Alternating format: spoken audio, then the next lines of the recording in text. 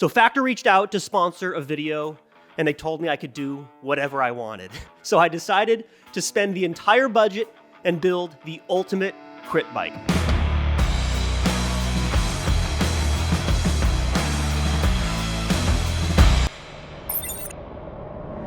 But what makes a bike perfect for crits, as opposed to like climbs or road races, that sort of thing? Let's dive into it, starting with the frame set. I chose the Factor Monza. There are some good reasons why the Factor Monza is great for crits. It is stiff, it is aerodynamically optimized, just like its much more expensive big brother, the Austro Vam, but it's a lot cheaper, which comes at the penalty of weight.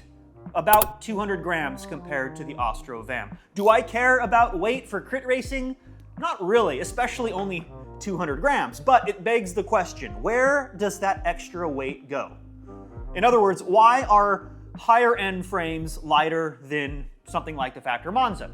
Part of it is because they generally use higher cost, stiffer carbon sheets during the manufacturing process, so they can get away with using less material. Less material, less weight.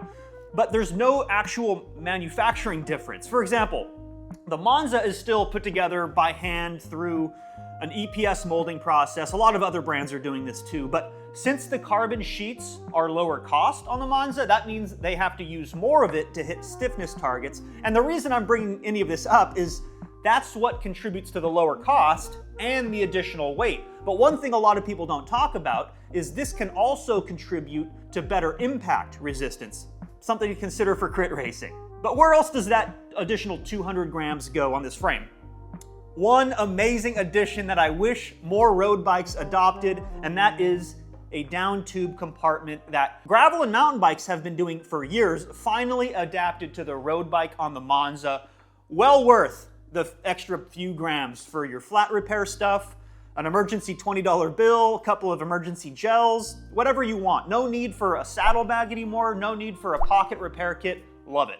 And some other things I like about the Monza, it has a modern T47 threaded bottom bracket. Not a big deal, but I prefer threaded compared to press fit.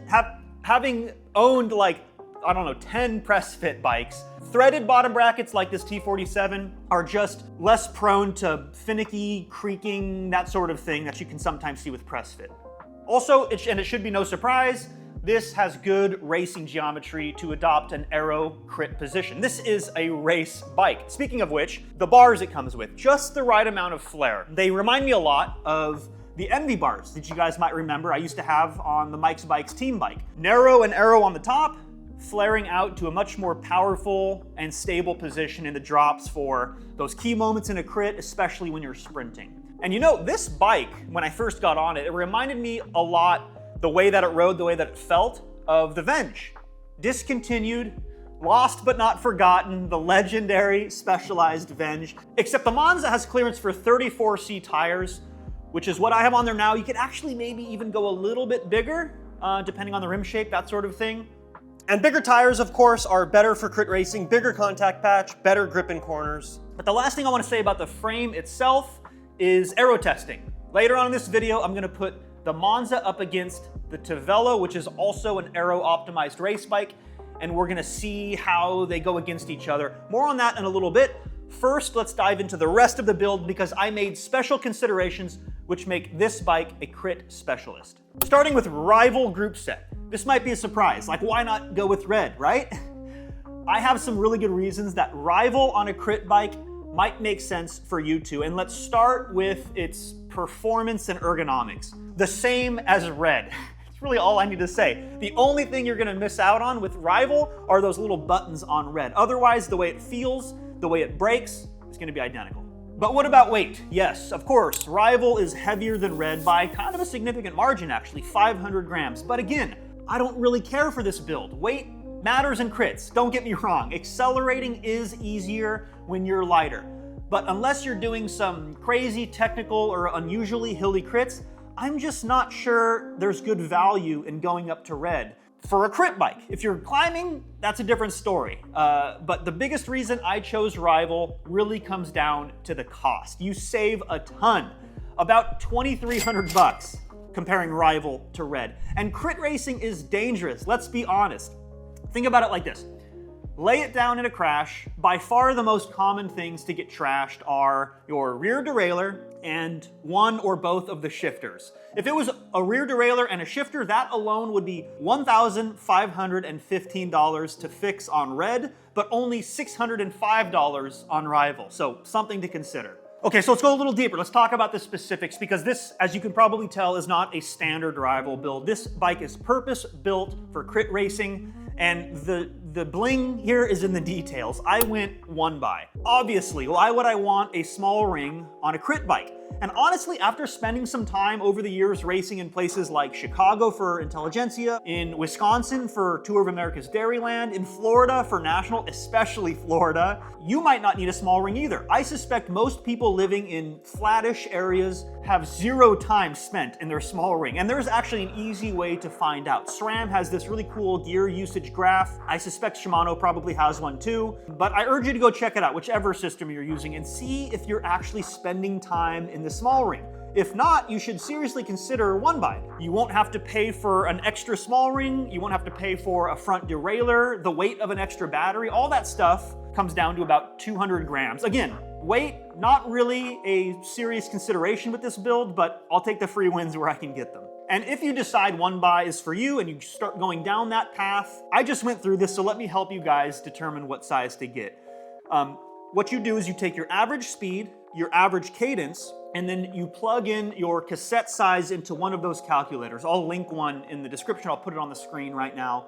And then what you want to do is you want to aim for a 1x chainring that is sized to put you in the middle of your cassette, because that's where you're going to have the straightest, most efficient chain line. Plus, your chain won't have to go around all those little tight bends around like a 10 or 11 tooth cog, for example. So you'll save a few watts there as well. In my case, I ended up going with a 54 tooth, and I got a 10 to 36 SRAM Rival cassette, but honestly, I have found myself using this one that's on the bike now, which is a 10 to 33, a little bit more for my training. And that's because the difference isn't huge, guys. I'm really splitting hairs here, but this has a 14 tooth on it.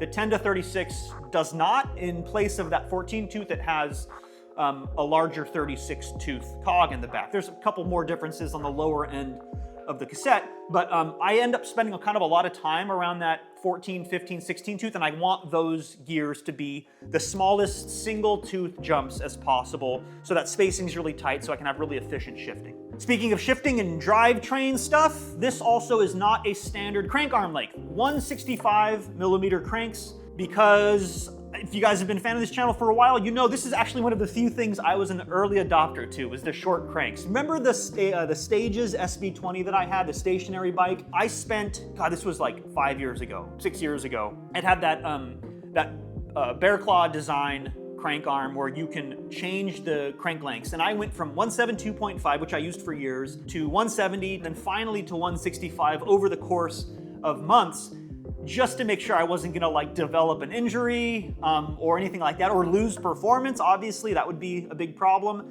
And after I found out I didn't, the rest is just gravy. All of the benefits of going a shorter crank arm with 165s. Hip angle, you can get lower, you can get more aerodynamic, but the big thing for crit racing that a lot of people don't talk about is the ability to pedal later into a corner and then start pedaling earlier out of the exit of a corner without the fear of a pedal strike, which is sometimes the difference between winning and losing in crit racing. And finally, waxed chain. Look, I finally took the plunge. This is something I was not an early adopter to. I just recently went through this, but now I get it. And I realize it's not for everyone. You have to invest in some really dorky equipment, but my chain is immaculate. There's some claimed deficiencies like 5, maybe even 10 watts. It decreases the wear and tear on your expensive equipment compared to, traditional chain lubes. I have the whole setup now, so all of my bikes now run wax chains. And by the way, if Optimize is still running their promo code, I will link that in the description. You guys can save a little bit of money if you decide to go full nerd and take the plunge into wax chains like I did. Finally, on to tires and wheels, arguably the most important setup of a race bike. The only part that touches the ground, right? My race day setup is actually a little different than what you're seeing here. I'm going to be racing on the number 6 50/58s, because why fix something that isn't broken? Why spend more money than you need to? These wheels are great. They tick all the boxes for me. Around 1,200 grams, they're deep. They're really wide, so they're optimized for higher volume tires, 30, 32s, that sort of thing. They have the ratchet-free hub, bunch of engagements. They're just great wheels altogether. I've made a whole video about those, so you can check that out if you want. But it's funny because I've actually been doing a lot more of my training on these hypers that you see here, which are even deeper. These are not UCI legal. These are 67 millimeter hyper loons by Windspace. Mostly just to keep my race tires fresh for race day on the number 6s, which, by the way, are both Continental. My race day setup is 29 millimeter Aero 111s on the front and 32 millimeter GP 5000 STR on the back. Again, just deep aerodynamic rims paired with high volume tires for better grip, perfect for crit racing.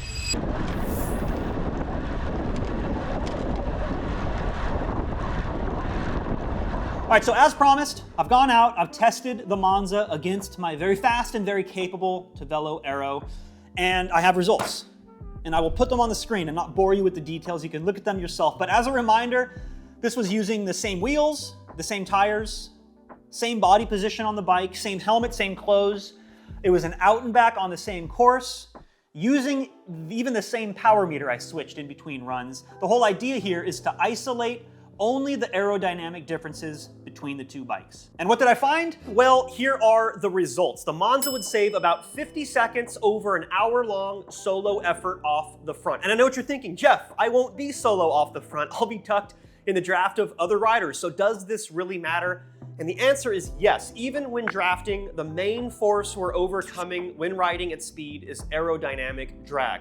And look, bike races are won and lost by fractions of a second, so these things can become significant. So what do you think? Did I build the ultimate crit bike? I want you guys to let me know how you would have done it differently down in the comments. I'd love to hear your thoughts and opinions.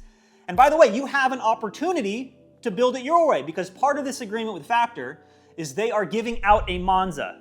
Not this one. This one's mine. I'm keeping this one, but you can win one just like that and build it up exactly how you want to. There's a link in the description. It takes 2 minutes of your time. And it'll be fun if you're the lucky winner. Message me, let me know how you built it, and then we can share something cool on Instagram or here on YouTube. So thanks for watching, guys. Thanks to Factor for sponsoring this video, and I'll catch you in the next one.